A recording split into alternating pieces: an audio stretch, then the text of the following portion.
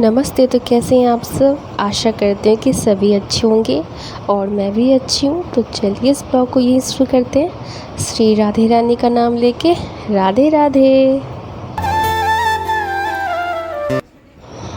आज सुबह सुबह जब मैंने उठ के देखा तो देखती हूँ पूरा बादल घिरा हुआ है और सूर्य देवता प्रकट नहीं हुए थे।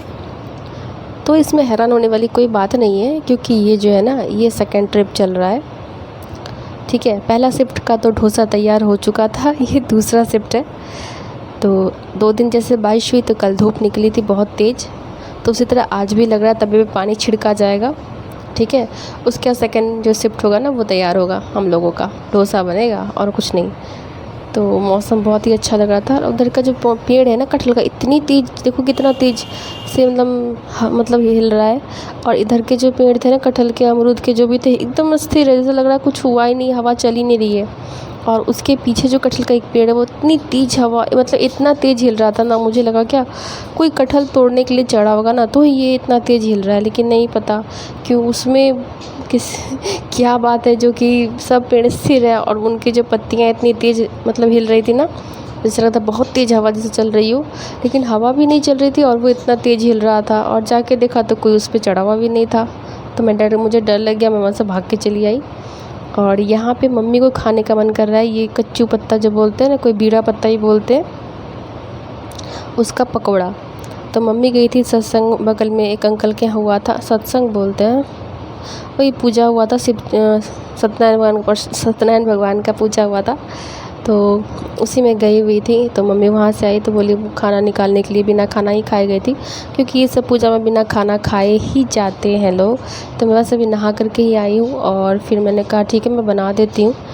तो जैसे तोड़ के लाई 2 ठो वहाँ से, उतने में भाई किचन से आवाज़ देने लगा, दीदी क्या और कितना समय लगेगा, भूख लग गई है, खाना तो दो। मैंने कहा बस और 5 मिनट रुक जाओ, फिर खाना दे रही है। तो पकौड़े नहीं खाने? क्या बोलता, हाँ हाँ पकौड़े तो खाने हैं। तो बोले बस 10 मिनट वेट कर लो फिर। तो उसको भी बहुत तेज़ भूख लग गई थी, नाश्ता आज उसका देने किया नहीं था।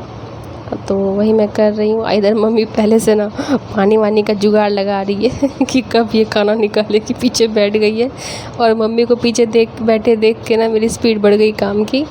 तो ये जितने डंठल बीज के होते हैं ना वो मैंने निकाल दिया है। अगर कोमल पत्ता होता ना छोटा वाला, तब तो निकालने की ज़रूरत नहीं होती है, लेकिन इसके जो बीज के डंठल थे वो बहुत मोटे थे तो मैंने निकाल दिया, सिर्फ पत्ता ही मैंने लिया है। और उसके बाद ना इतना धो रही थी ना कि मम्मी बोल रही थी आज तुम्हारा पकौड़ा बन जाएगा, खाना मिल जाएगा। मैंने कहा रुको धोने तो सही से, जब तक साफ़ पानी नहीं आएगा तब तक मैं रगड़ करके धोऊंगी। यकीन नहीं मानोगे आप, मैं यहाँ पे 10 बार इस पत्ते को धोया था मैंने मम्मी कर रही है, लग रहा है उसी में आधा पका पत्ता जो है ना पक जाएगा, ज़्यादा तो पकाना नहीं पड़ेगा। और यहाँ मेरे कमर में बहुत तेज़ दर्द हो गई है, इंजेक्शन जो लगी है ना उस वजह से ना पेन जब हो कभी कभी अचानक से बहुत ज़्यादा शुरू हो जाता है। तो ये हर महिला को पता होगा कि कमर में पेन इंजेक्शन की वजह से होती है। तो मेरे तो ख़तरनाक ही पेन हो रखा था, इसलिए मैं ज़्यादा बैंड नहीं हो पा रही थी। तो फिर धोते धोते तो मैंने अच्छा समय सही में लगा दिया था। मुझे ना साफ़ सुथरे पानी चाहिए, जब तक नहीं आता तो मैं धोते ही रहती हूँ। और मम्मी बेचारी प्रतीक्षा में कि कब ये गधी मुझे खाना देगी मैंने कहा पकौड़ा खाना, थोड़ा सा सब्र रख लो नहीं तो फिर खाना निकाल देती हूँ। तो मेरे नहीं, हम पीछे बैठे, मैं जल्दी बनाओ मम्मी पीछे बैठी है, मेरा काम का स्पीड और बढ़ते जा रहा था। उधर से भाई चिल्ला रहा है बना तुम्हारा पकौड़ा, बना तुम्हारा, मतलब पकौड़ा खाना है तो बोली ना मुँह बंद करो तभी मिलेगा। तो मैंने किया क्या, छानती गई और खाना सर्व कर लिया था और देती गई पकौड़ा।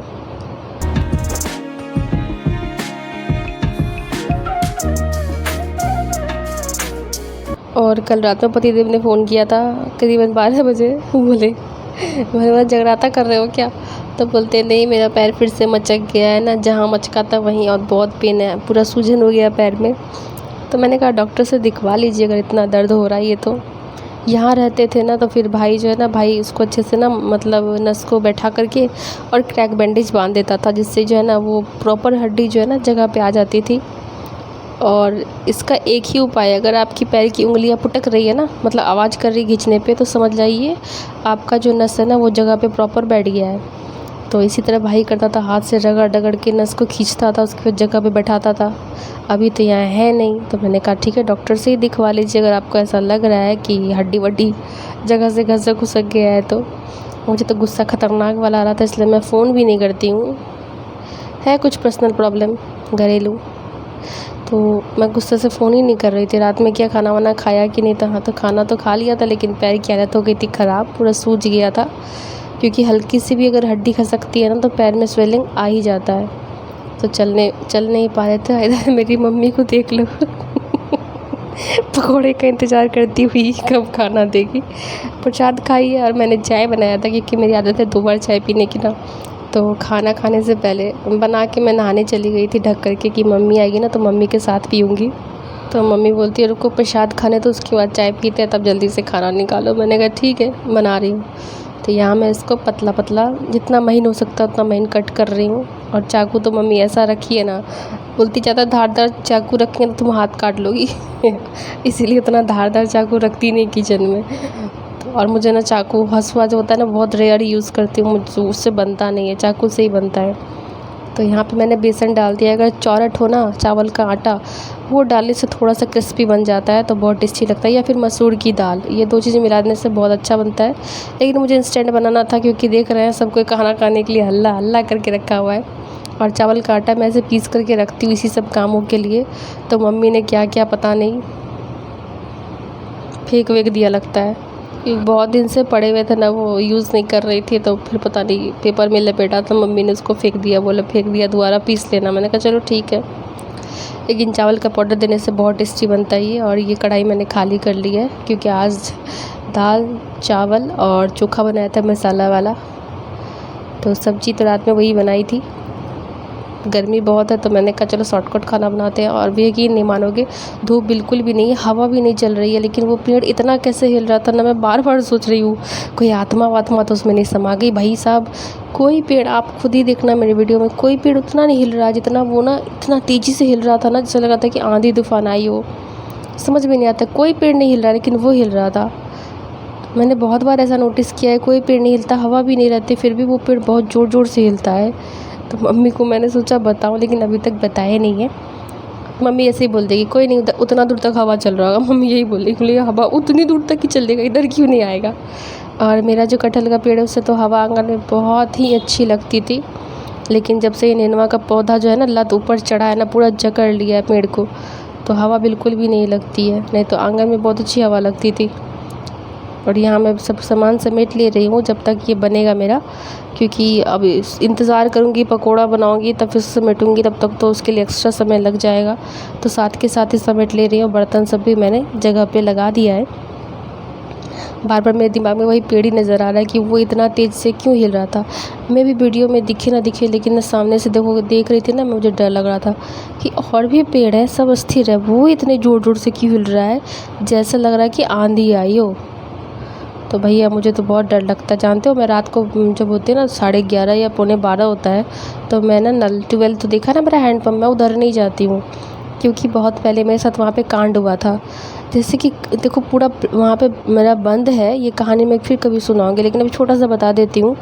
गेट भी, दरवाज़ा भी लगा हुआ है और ना हवा भी नहीं चल रही है, एकदम शांत है।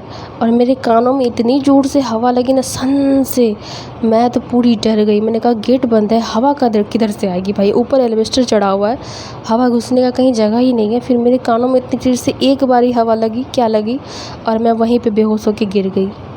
उसके बाद मम्मी जब देखती है कि बहुत लेट हो गया, मैं आई नहीं हूँ, तो देखती है मैं नल पे गिरी हुई हूँ। तो फिर मुझसे पूछने कि क्या हुआ क्या हुआ। तो मैंने बस इतना ही बताया कि मम्मी मुझे नहीं पता मुझे क्या हुआ, लेकिन हाँ मेरे कानों में बहुत तेज़ हवा लगी, हवा लगी जैसे कोई मुँह से फूका हो, और मैं वहीं पर गिर गई। तो फिर मम्मी उठा के लाई, झाड़ी वाड़ी पूरा एकदम सरसों मिर्च से, और पता नहीं भभूत होता है ना भस्म, वो सब भी लगाई, तो जा कर के थोड़ा ठीक हुई मैं। तो मेरे साथ अक्सर ही ऐसा होता ही रहता है, कभी किसी दिन वीडियो में ज़रूर बताऊंगी। इसलिए मैं हमेशा बीमार पड़ी रहती हूँ, इसलिए रात होता है तो फिर मैं आंगन में नहीं निकलती हूँ, डर लगता है मुझे बहुत तो कैसा लगा ये ब्लॉग, कुछ ज़्यादा ही बोल दिया क्या। तो ये देखो मेरी पकौड़ियाँ बन गई है। इसको इसकी पकौड़ी खाना पसंद है, बहुत क्रिस्पी बनी थी कि गरम गरम क्रिस्पी लगती है। ठंडी होने के बाद फिर ये ख़राब हो जाता है इसका टेस्ट, या फिर अच्छा नहीं लगता है। हाँ, ठंडी होने पर अच्छी कब लगेगी, जब चावल का आटा मिला रहेगा ना तब। तो अभी गरम गरम तो क्रिस्पी ही लग रही थी। तो अब मैं जल्दी जल्दी खाना निकाल के सबको दूँगी। तो आज के लिए इतना ही। कैसा लगा ये ब्लॉग कमेंट करके ज़रूर बताइएगा। और चैनल पे पहली बार अगर आते हैं ना, तो प्लीज़ चैनल को लाइक कीजिएगा, सब्सक्राइब कीजिएगा, कमेंट कीजिएगा। और बेल आइकन ज़रूर प्रेस कीजिएगा, इससे आपको नोटिफिकेशन मिलेगा। तो पहला शिफ्ट का तो मैंने निकाल लिया है। अब पता नहीं भगवान पानी बरसा करके फिर से हमारा डोसा भी बनाएंगे लग रहा है। तो आज इस ब्लॉग को मैं यहीं ख़त्म करती हूँ, फिर आप लोग से मिलूँगी मैं नेक्स्ट ब्लॉग में। तब तक के लिए अपना ध्यान रखें। Bye bye.